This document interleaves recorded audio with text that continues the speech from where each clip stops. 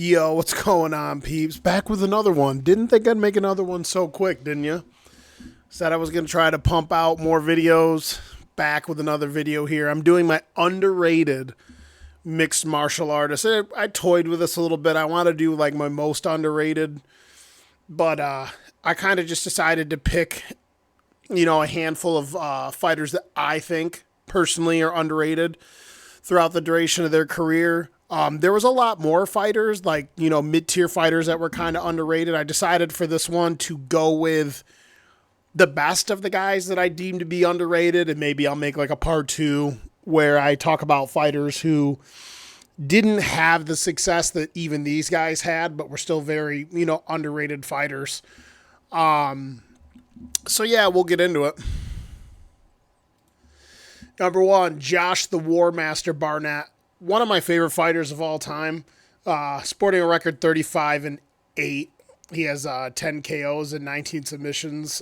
Dude was an absolute finisher in the heavyweight divisions. One of the OGs of the heavyweight division. Notable wins: Randy Couture, Big Nog, Andrei Arlovsky, Frank Mir, Sergey Karatanov, who is a guy that almost made my list, Mark Hunt, Roy Nelson, Pedro Hizzo, and Jeff Monson.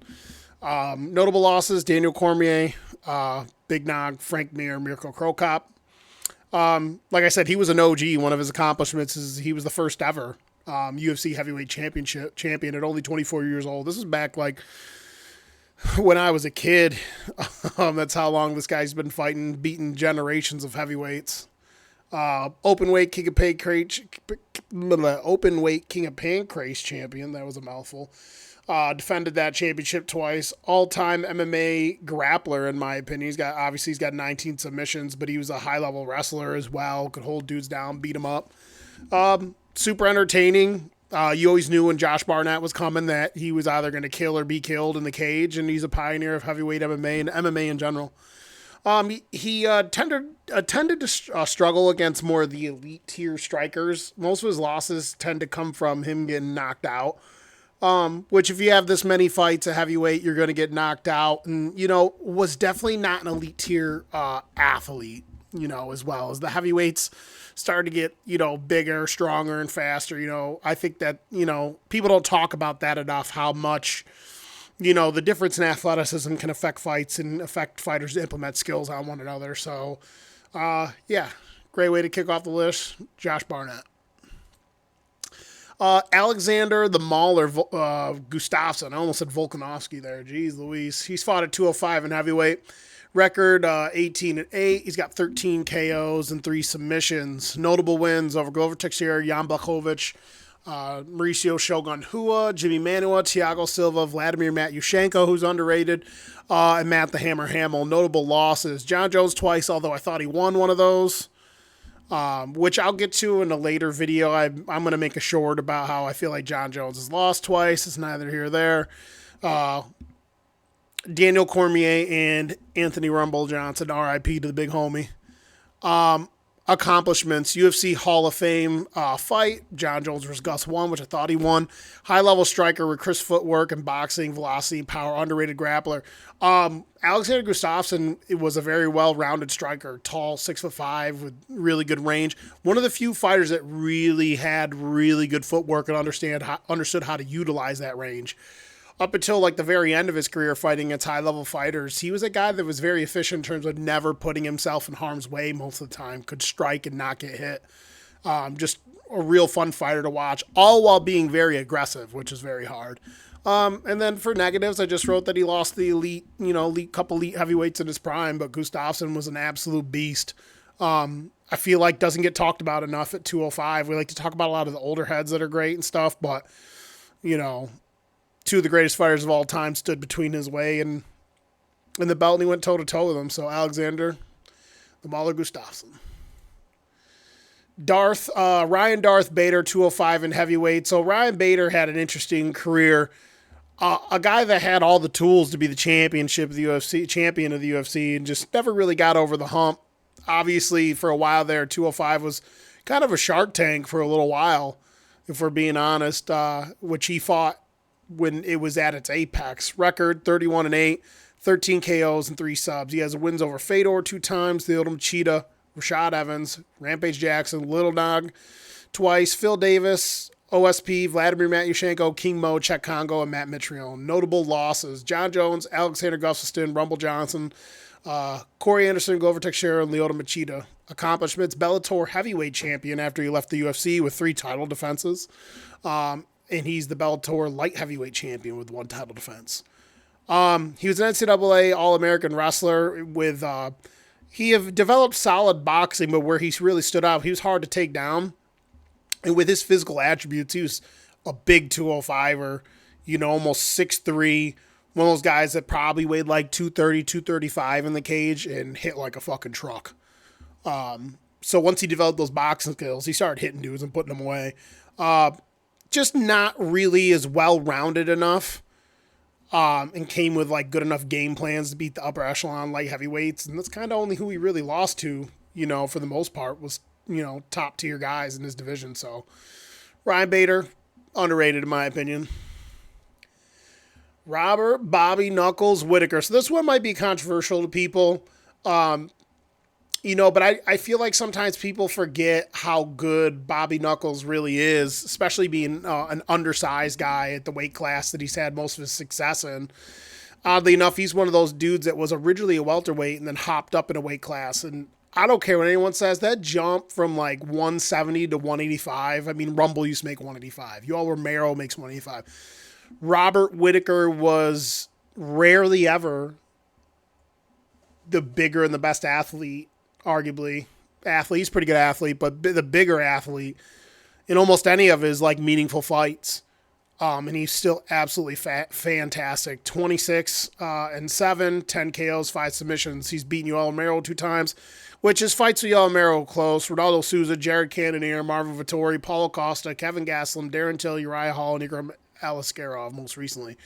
He lost Israel Adesanya 2 times and Dricus du Plessis, although, some argue that he won one of his fights with Izzy. Accomplishments: UFC middleweight champion 1 time. Very well-rounded, unorthodox striker, and for most of his career, he's been really durable. Really interesting fighting style. He has like this kind of dashing hybrid kickboxing style where he, fights on this weird, awkward front foot stance and dangles his hands and darts in with a lot of, he'll move side to side and then dart in with a lot of weird lunging punches. Really good kicks, and I think part of his what makes him great when in terms of his striking attack is I think the way he stands, his like lurching front-footed stance, kind of disguises a lot of stuff he does, preferably his head kicks. He's clattered a lot of dudes with head kicks because I think when you see his stance, you think to yourself, there's no way he could possibly set up some of the head kicks he sets up, and then he just shucks them out of nowhere. Like, you just don't see him coming. Just a really, really good striker. Underrated power, too, for his size. Has had some wars with middleweight elites. I was worried towards the end of his prime here. I mean, he's still in his prime, but after a handful of fights, I was wondering if his damage would catch up to him. But he is on a two-fight win streak, and even now, I think he's a danger if he comes and puts everything together to beat anybody in the middleweight division. So, Robert Whittaker, underrated. So a lot of people might not know this guy unless you've been watching MMA a long time or you're a diehard guy, but Gegard, Sweet and Sassy Mousasi has fought everywhere from 185 up to heavyweight. An insane record, 49-9 with 21 KOs and 12 subs. And look at this list of people he's beaten. Ronaldo Jacare Souza, Rory McDonald, Dan Henderson, Lyoto Machida, Chris Weidman, Thiago Santos, Vitor Belfort, Hector Lombard, Uriah Hall, Mark Hunt, Melvin Manhoef, Renato Babalu Sobral, Mark Munoz, and Kostas Philippou. There's a lot of good fighters there that he's beaten. And he's only lost to good guys for the most part. Jacare, Uriah Hall, Lyoto Machida. The King Mo fight, I wrote hilarious because the King Mo fight with him was one of the most interesting fights I've ever seen in all my time watching the sport because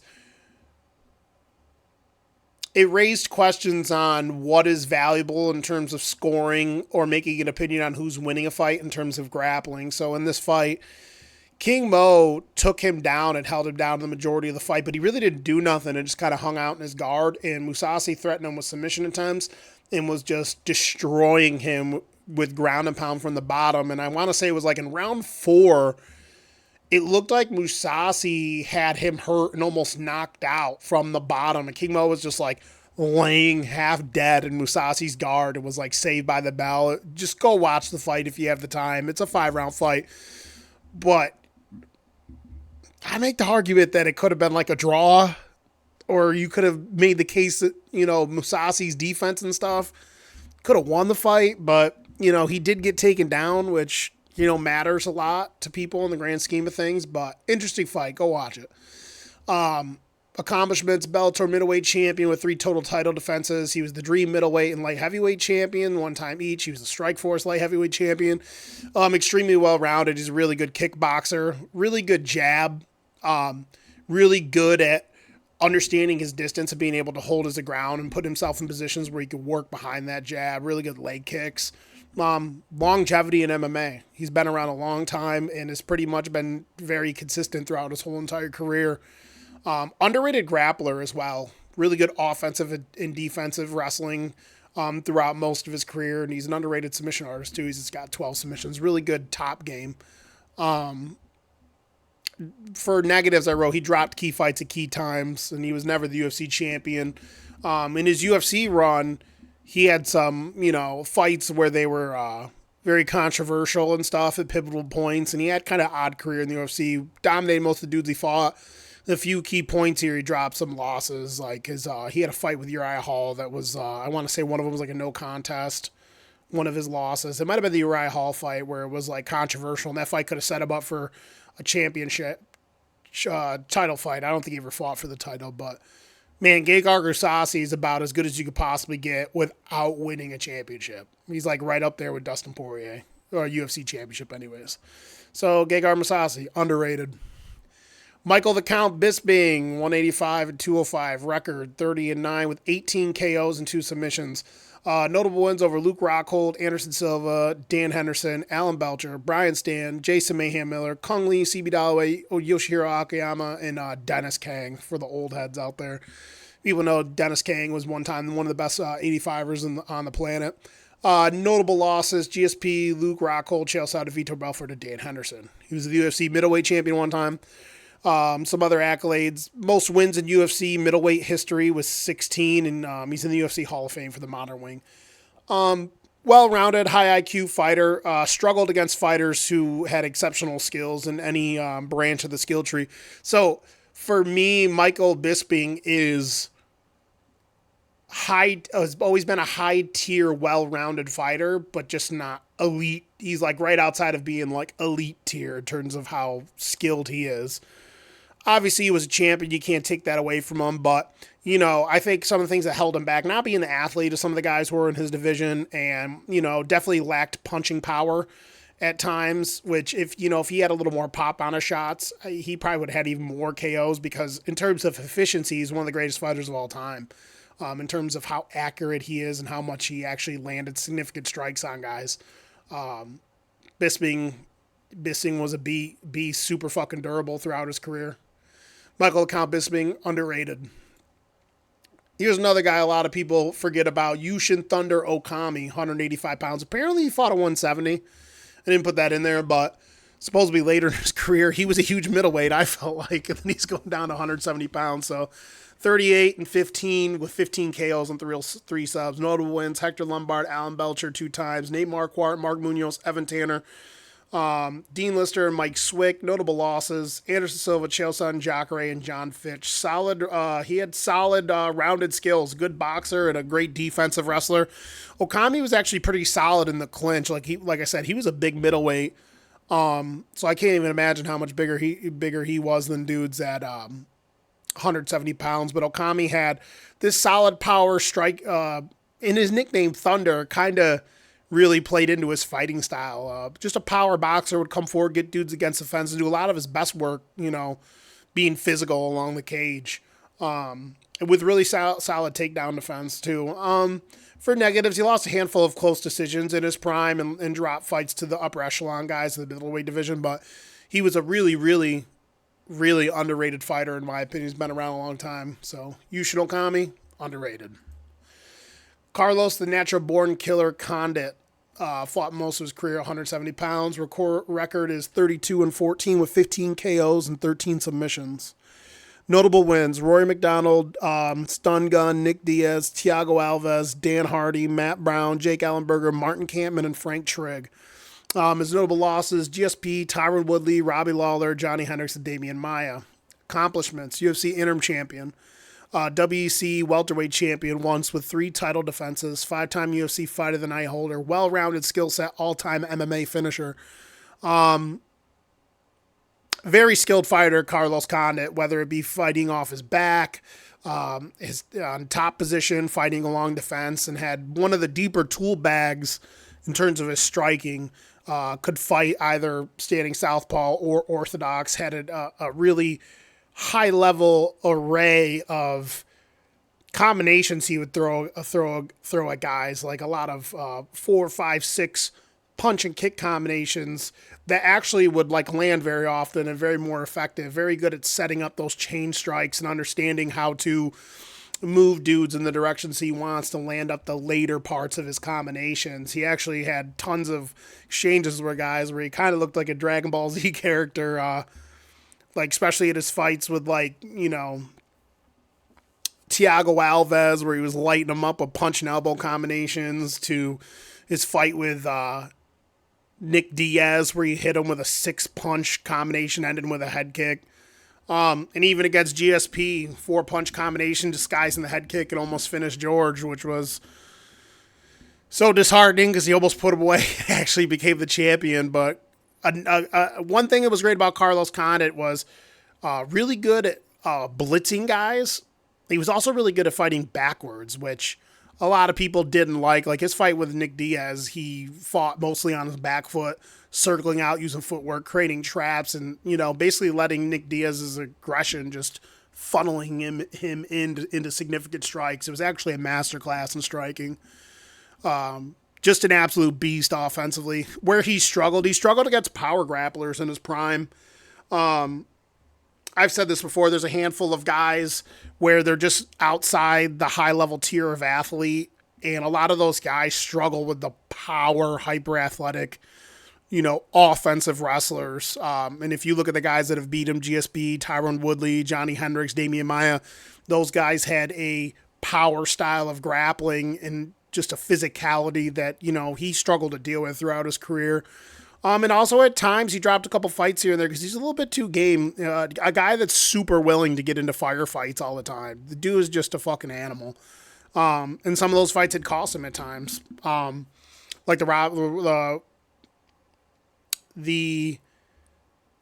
Robbie Lawler fight. That fight was so close. I thought if he would have fought a little more tactical, he would have edged that decision out. It would have probably fought for a title again. But, man, Carlos Condit, underrated. Eddie Alvarez. So Eddie Alvarez almost made my greatest fighters of all time list because of just what he's accomplished throughout his whole entire career, you know, for so long. But he definitely makes my underrated list because there's a lot of people out there that just don't know how good he's been throughout his whole entire career. And the fact that he won a UFC title is just, you know, nuts later on in his career. But Eddie the Underground King Alvarez, 155 pounds, record 30-8 with 17 KOs and 8 submissions. Notable wins: Justin Gaethje, Rafael dos Anjos, Michael Chandler, Anthony Pettis, Gilbert Melendez, Patricky Pitbull, Shinya Aoki, and Roger Huerta.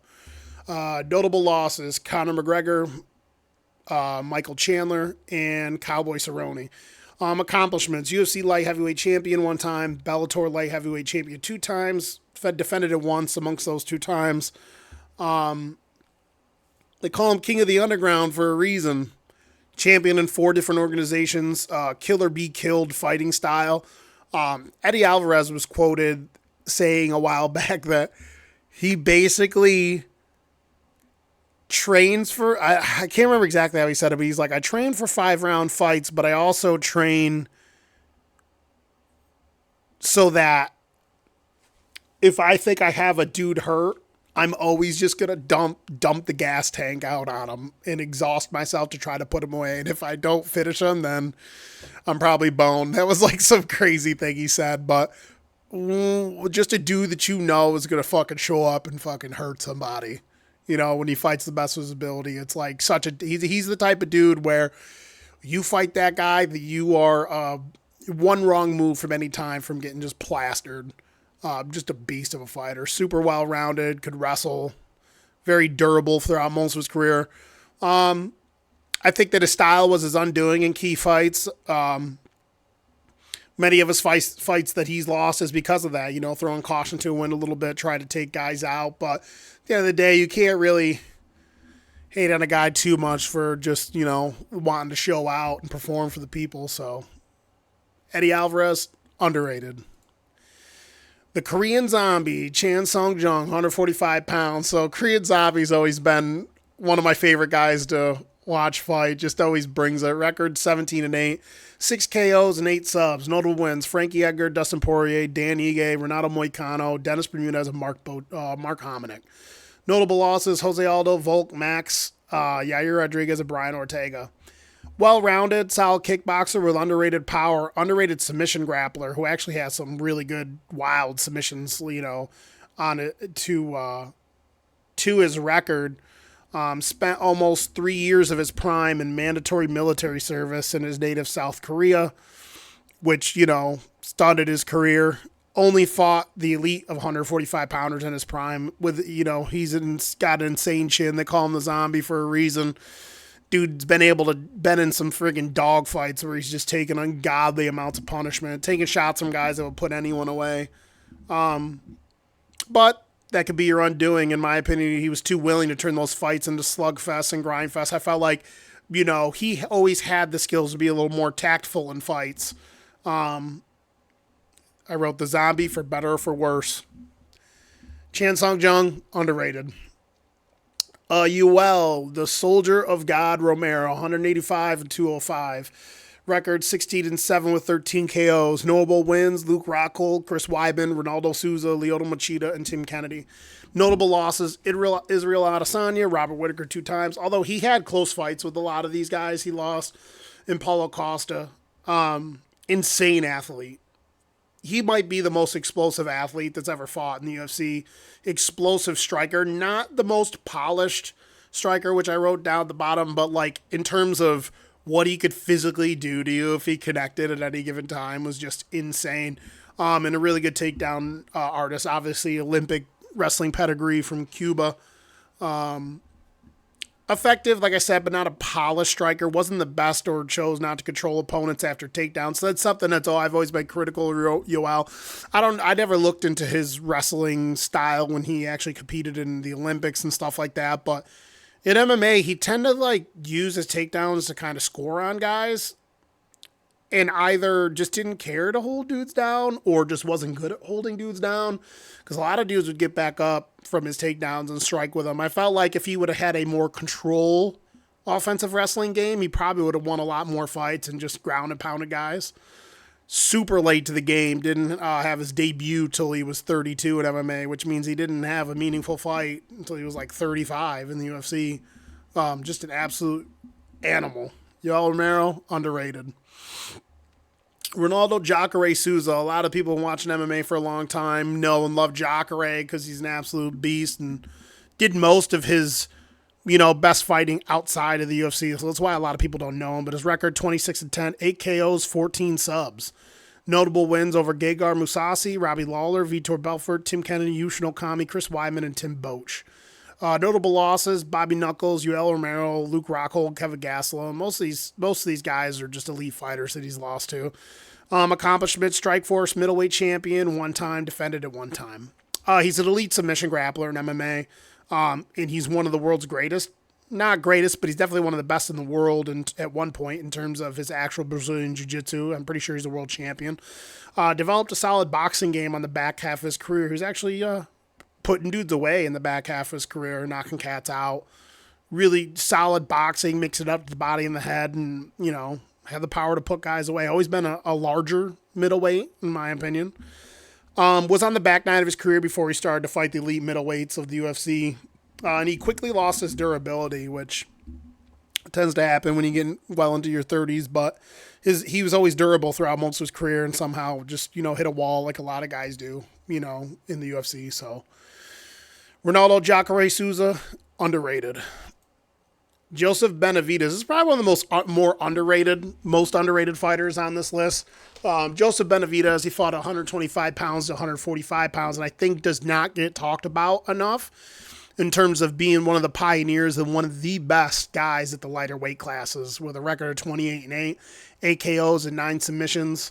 Notable wins: Henry Cejudo, Ian McCall, Jesse Formiga 2 times, Miguel Angel Torres, who a lot of people don't know about, who was the first really good, very lighter weight guy, 125 pounds, 130 pounds. Dude's got an insane record. Tim Elliott, John Moraga, Ali Bagoatinov, Yoshihiro Rishitani, Eddie Wineland, and Dustin Ortiz. It's funny. I don't think people really understand how good 125 pounds was when they first brought it in, and it's a shame that they wanted to kill it off. And, it's a testament to, what people want to watch in MMA. A lot of people, they don't really like the lower weight classes, even though they're the most skilled fighters and have some of the most fun fights. For the first handful of years, maybe 4 to 5 years that the 125-pound division was activated in the UFC, it was a Shark Tank. A lot of good guys, 125 pounds that people don't know. His losses, Mighty Mouse 2 times, Dominic Cruz 2 times, and Davison Figueiredo 2 times. All elite guys. Accomplishments, most wins in the UFC flyweight history with 19, and most KOs in UFC flyweight history with 5. Very well-rounded fighter and an underrated finisher with power at flyweight. I keep wanting to say featherweight when I see the FW. A shorter guy, very compact, very strong, explosive athlete. I would say his best skill set was his grappling ability. Really good offensive and defensive wrestler, really good at chaining takedowns along the fence and getting guys down, and was really effective in all areas of the ground. But one thing that always stood out with him was his ability to hit dudes and hurt guys at that weight. Had some really good knockdowns. I should have looked to see how many times knockouts. I should have seen how many times he knocked guys down in that weight class, but absolute animal. Fought as the much smaller side for the bulk of his career. I mean, he originally started fighting 145 pounds and even really wasn't the biggest guy at 125 pounds. And I think against the top tier guys, especially against Cruz and especially Davidson Figueiredo, who's huge, you're going to struggle against some of those guys unless you're overtly skilled, like Mighty Mouse. Mighty Mouse could probably beat some 155 pounders. He's that skilled. So I don't know about that, but Joseph Bennovitz, extremely underrated. Luke Rockhold, 185 pounds and 205 pounds. Record 16-6, 6 KOs and 8 subs. Notable wins: Michael Bisping, Chris Weidman, Ronaldo Souza 2 times, Lyoto Machida, Tim Kennedy, David Branch, and Tim Boach. Notable losses: Yoel Romero, Michael Bisping, and Vitor Belfort. UFC middleweight champion 1 time. The Strikeforce middleweight champion 1 time with 2 title defenses. He dethroned Jacare, who, was destroying everyone at the time. And I don't think a lot of people expected that. And so one of the reasons why Luke Rockhold, to me, is so underrated is because he doesn't have as many fights as some of, the guys that have been fighting as long as him. But he has a high finish rate, and he's one of the better finishers to ever fight MMA. Explosive striker with really heavy kicks. His head kicks, his kicks to the liver from that southpaw position were absolutely devastating at one point. Coincidentally enough, as good as he was as a striker at one time, he's way better as a submission grappler. He has more submissions than knockouts and just really heavy top pressure, take dudes down and just have his way with them. When he get full mount on guys, anything was up for grabs. He could TKO you. He could, he tried to turtle up. He was dangerous on your back. Just really actually well-rounded. I would say the only thing that even in his prime that wasn't that great was not the best striking defense at times. I don't know if it was just because of his actual style, but in terms of exchanges, but in terms of his actual stance and the way he tried to set things up and the way he actually defended, just was really lacking in a striking defense. What his downfall was out of nowhere. He was one of the most durable fighters throughout his career early on. And then somehow his chin, you see guys lose their chin, but a lot of times, in my opinion, you see it's a little incremental. The guys start to struggle and not take shots as good, but his chin just, fell off the face of the planet somehow. And that was really what his undoing was down the line. But, one of the most dangerous fighters that's ever fought in terms of what he could do to another human being in the cage, Luke Rockhold, underrated. Another guy who was super, super dangerous throughout his career, Junior Zingano dos Santos, heavyweight. Record 23-10 with 16 KOs and 1 submission. Notable wins: Stipe Miocic, Cain Velasquez, Shane Carwin, Fabricio Verdum, Frank Mir, Mark Hunt, Derek Lewis, Roy Nelson, Mirko Krokop, and Ben Rothwell. Notable losses: Stipe Miocic, Cain Velasquez 2 times, and Francis Ngannou. Accomplishments: UFC heavyweight champion 1 time. In my opinion, like if I made a top 10 list of most dangerous fighters, like what a dude could actually do to somebody in the cage, how bad you could fuck somebody up in the cage, Junior Dos Santos is on that list. Elite boxing base, striker with great takedown defense. The dude had lightning fast hands with insane power, and his boxing at the heavyweight division was actually really, really, really crisp. He could catch guys coming in, really good jab, really good short combinations, 1, 2, and 3 punch combinations. And his punches were like heat-seeking missiles back in the day. Everything was coming with ill intent. Solid leg kicks, too, that he would mix in. Where he really shined, though, was really, really good at his base. His balance was really good when he threw shots and was really good at stopping dudes from taking him down for most of his career. And in my opinion, fights at the highest level are super close at times, and, he had potential to be the heavyweight GOAT. If you zig when you could have zagged, he's beaten Stipe, he's beaten Cain, he's beaten Verdum, he's beaten most of the great heavyweights. He's also lost to him too, but Junior, I was kind of wondering if anyone was ever going to beat Junior when he first started, coming in and just starching everyone. I'm like, oh, this guy might hold on to the belt for a while, but sometimes it doesn't happen. He was in many wars, not as durable down the final stretch of his career. He was in some wars with guys like Cain and Stipe where I'm just like, I don't know how these dudes are fucking walking around. Like his fights with Cain, if I was in those fights and survived those fights, I'd fucking contemplate if I was ever going to fight again. That's how fucking tough those fights were for all those guys. But Junior Dos Santos, underrated. So a lot of people won't like this one because, a lot of people think, and it's rightfully so, not the most aesthetically pleasing fights, but Benson Henderson, 155 pounds, 170, record 30-12 with 5 KOs and 8 submissions. Notable wins: Frankie Edgar 3 times, Gilbert Melendez, Josh Thompson, Donald Cerrone 2 times, Jorge Masvidal, Nate Diaz, Jim Miller, and Rustam Khabilov. It's a really good list of guys. Losses, mostly to elite guys: Rafael Dos Anjos, Anthony Pettis, and Donald Cerrone.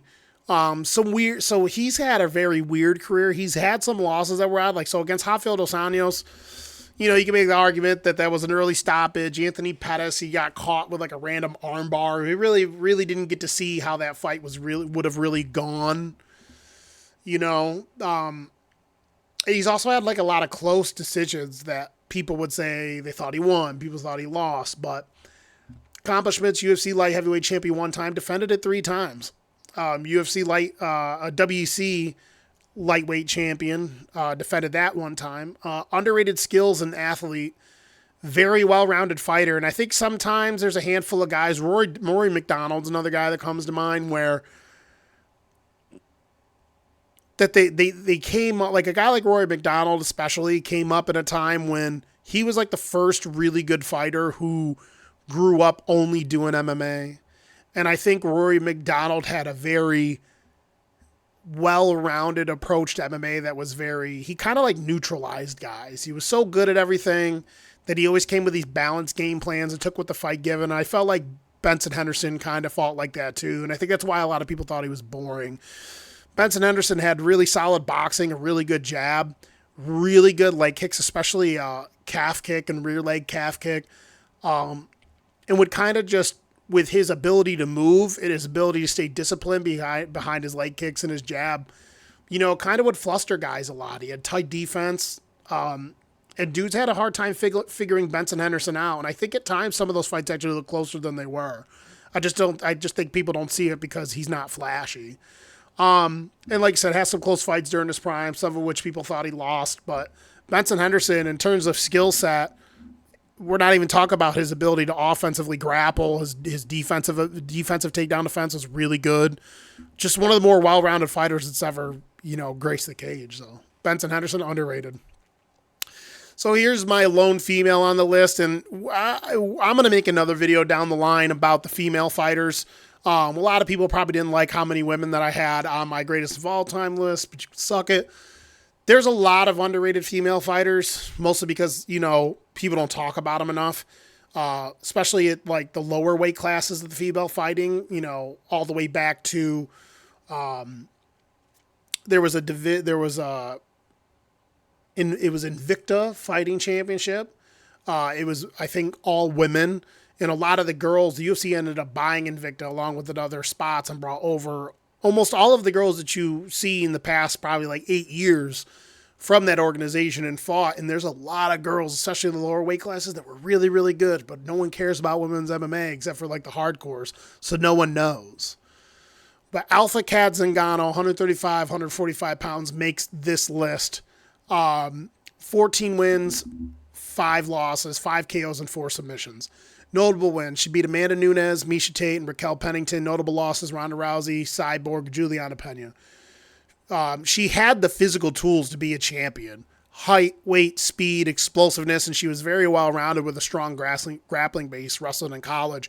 Really good offensive and defensive grappling. Not the most polished striker, but for the women's division, explosive and powerful, and I feel like she never really reached her potential. If you remember her fight with Ronda Rousey, she came out, I don't know whose game plan that was, or if that was spur of the moment. If someone told her to run out there and throw that flying knee against Ronda Rousey, you should never be allowed to coach again. Because I really feel in my bones that if she would have came out with a better game plan and actually fought to stuff the takedown, she would have knocked Ronda Rousey out.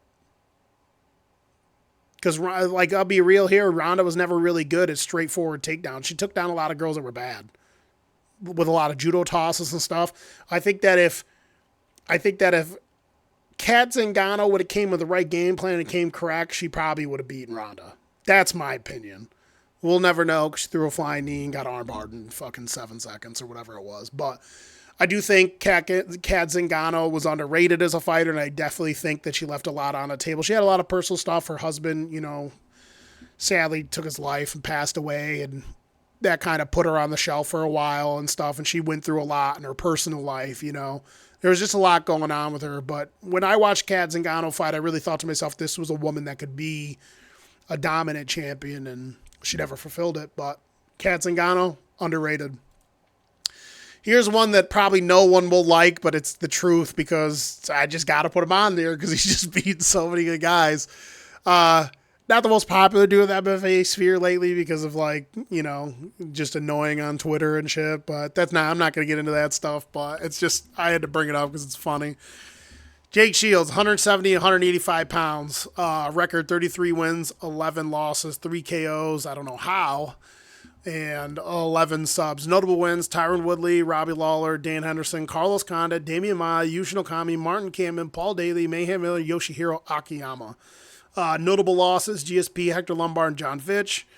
High-level submission grappler. Really good at taking guys down, whether it be, in the middle of cage, trips, regular double legs. Really good at chaining takedowns along the fence. Really good grappling from the clinch. Really good top pressure, relentless ground and pounders. Ground and pound wasn't the greatest, but he was really relentless with it. And, got a lot of submissions, and he has a very good win resume, and he's one of the best submission grapplers in the world at one point, considered. But he has some of the worst striking you'll ever see. Like, if he could have even developed, solid striking, he probably would have won a lot more fights that he lost, which is crazy or he would have won a lot more fights than he did, which is crazy because he had 33 wins. A buddy of mine once said that when Jake Shields strikes, it looks like he has The little, looks like his arms are like those little cardboard cylinders that are in your paper towels, like that's inside the paper towel roll, like little cardboard cylinders. Like when he said that shit, I never forgot it. It's just seared into my head to this day. Like dude literally couldn't strike his way out of a wet paper bag, but through, sheer aggression and grappling and submission ability, it shows what you can get done when you can grapple in this sport. Fought GSP for the title, got outclassed in that fight. A lot of people thought he could give him problems, but I didn't really think so. You gotta bring more to the table than his skill set. Just George is better than him at almost every area of fighting instead of maybe straight up submissions. But he still fought and beat a lot of guys. So Jake Shields, underrated. Another guy that a lot of people don't know, how good he was in his prime, but Gilbert El Nino Mendez, 155 pounds, record 22-8 with 12 KOs.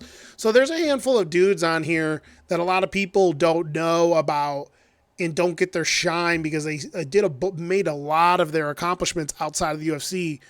But some of these guys we're talking about shed a little bit of light onto how much money you could make outside of the UFC. Guys like Jake Shields, Gilbert Melendez, and some of these other guys that fought for Strikeforce and places across the globe, they were making Bellator, they were making a lot more money being the elite in those, organizations than being a moderate or a very good guy in the UFC. You got to be, even some of the best guys UFC don't make a lot of money.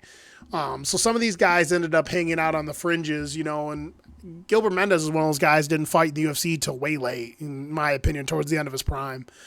Wins against Jorge Masvidal, Josh Thompson. Josh Thompson almost made this list. I'll probably put him on the second list. Beat him twice. Diego Sanchez, Tatsuya Kawajiri 2 times, Shinya Aoki, and Clay Guida. Notable losses, Benson Henderson, Eddie Alvarez, Anthony Pettis, and Josh Thompson. Accomplishments, Strikeforce lightweight champion, and he defended that 6 times, most in Strikeforce history. Most wins in Strikeforce history with 11. Solid boxer with good defensive wrestling. Close fights with many of the lightweight elites. Not much success in the UFC. He signed rather late and had a lot of close fights with some of those guys in the upper echelon. I don't know. I'd have to look, but I don't even know if he's been finished in a fight. But just a really tough-nosed boxer, solid offensive and defensive grappling. But his bread and butter was, his boxing. Really good at just putting a pace on guys and cascading guys with boxing shots, corner him, get him against the fence, do a lot of his damage along the wall. But just was a really effective, tough fighter. He was, game and fun to watch. So Gilbert El Nino Mendez, underrated. John Fitch, 170 pounds, record 32-8, 6 KOs and 8 subs. Notable wins, Jake Shields, Thiago Alves 2 times, Diego Sanchez, Yushin Okami, Paul Daly, Paulo Thiago, Eric Silva, and Josh Berkman. Notable losses, GSP, Johnny Hendricks, and Damian Maia. Accomplishments, World Series of Fighting welterweight champion with 2 title defenses, 16-fight win streak before he fought GSP. High-level wrestler, improved his boxing as his career matured. John Fitch was, I want to say he was an NCAA All-American. Really good offensive grappler. Not the best grappler, in my opinion, defensively. There's a lot of guys out there that he fought that had taken him down, threatened him with submissions, and held him down at times. Developed a pretty solid boxing towards the middle and towards the tail end of his career, which made him competent enough to go toe-to-toe striking with guys. Really tough, hard-nosed fighter that just, really came forward. Pace was a big tool of his. His ability to fight at a high clip for long rounds, could go 5 rounds, could have possibly been the champion if it wasn't for GSP. Just like some of the other guys that fought in the weight class. Get in line, nerds. John Fitch, I think he's pretty underrated. Here's one that a lot of people won't know. Ian Uncle Creepy McCall, 125 pounds to 135 pounds. Record 13-7, 4 KOs and 3 subs. Notable wins. Mighty Mouse, JK. They ruled it a draw. They met originally that first fight. I thought he won the fight. Then they ruled Mighty Mouse the victor, and I was like, what? I was kind of confused. And then later on, they changed it to a draw and said there was a scoring error. I thought he won the fight. That's neither here nor there. Jesse Formiga is one of the all-time great 125-pounders that no one knows about. Brad Pickett, Dustin Ortiz, Iliar Santos, and Daryl Montague. Notable losses, Mighty Mouse, because they fought twice. Dominic Cruz, Joseph Benavidez, and John Lineker. That fight with Mighty Mouse was the first featherweight fight in the history of the UFC. They did a 4-way tournament. It was him versus Mighty Mouse, and then Joseph Benavidez versus... Oh, God, what's his name? Arishitani was his last name, or his first name. High-level Japanese featherweight or flyweight that a lot of people don't know about. But Mighty Mouse is a really underrated fighter, man. Great offensive and defensive grappler. Solid striker with really good footwork and feints. Really underrated as a striker, in my opinion. Utilized really good lateral in and out footwork, head fakes. Did a really good job. Thought he was an underrated boxer. Was a guy early on that was using a lot of really different types of ways using leg kicks, like moving. He would do a lot of weird stuff like move laterally and then toss a leg kick out there. Just a lot of really unique stuff offensively and defensively, whether he's striking or whether he's grappling. I just always thought Ian McCall was just really, really like a treat to watch. He never reached his potential, in my opinion, which is one of the reasons why I think he's underrated. He had an injury-riddled career. I'm pretty sure he had. Not only was he like actually injured at different points in his career, but like he was like sick real bad at one point and all this other stuff. And I also think, especially now after learning about him and listening to his podcast at one point that he had for a while, at times it didn't seem like he's really focused as much as he could have been on fighting. And I really feel like he dropped the ball on being like one of the best 125-pounders ever. So Uncle Creepy, underrated.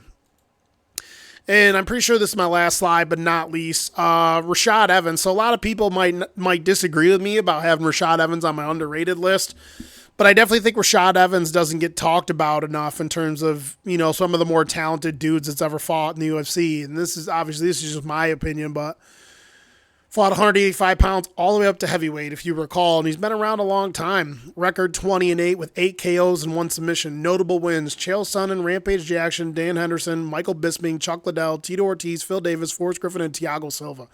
Notable losses: he only lost to like the elite guys: John Jones, Lyoto Machida, Glover Teixeira, and Ryan Bader. Accomplishments: UFC light heavyweight champion 1 time, Tough 2 heavyweight champion, UFC Hall of Fame modern wing 2019. The reason why I think one of the big reasons why I think he's an underrated fighter on top of his skill set is he started out at heavyweight, you know, and he was always the smallest guy in most of his fights. Solid offensive and defensive wrestling, developed an underrated boxing game and started to knock people dead, you know, has a handful of highlight knockouts, head kick knockouts, slept a couple dudes with his hands. That knockout on Chuck Liddell was just brutal. Undersized at heavyweight and at light heavyweight.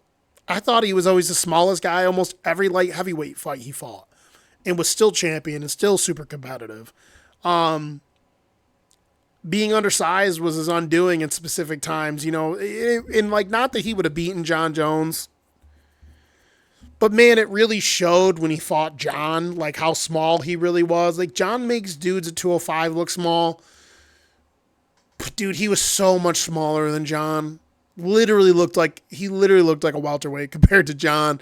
And he spent the whole fight, John just reaching out and pawing at his hands, and he could never really get his offense off because, you know, Rashad did a lot of his best work lunging in. He had a style where he was like heavy on the front foot and just like lunged in, popped dudes, 2-3 punch combinations, and then moved out or shot a takedown off it. He couldn't even get himself in position in the Jones fight to even admit any of his actual offense. And he even said it himself, because he trained with John Jones for years. He's like, you think he's big until he actually reaches out to try to touch you, and you're like, holy shit, this dude's huge. And he's like, and I thought to myself going into that fight, he's like, you know, I trained with him a lot in the gym, and he's like, I thought like if I got to some certain spots, I could do something here and there. He's like, but in the fight, he was just prepared, and I could just never get to the spots I wanted to get to. And I don't think even if he got to the spots he wanted to get to, he would have won.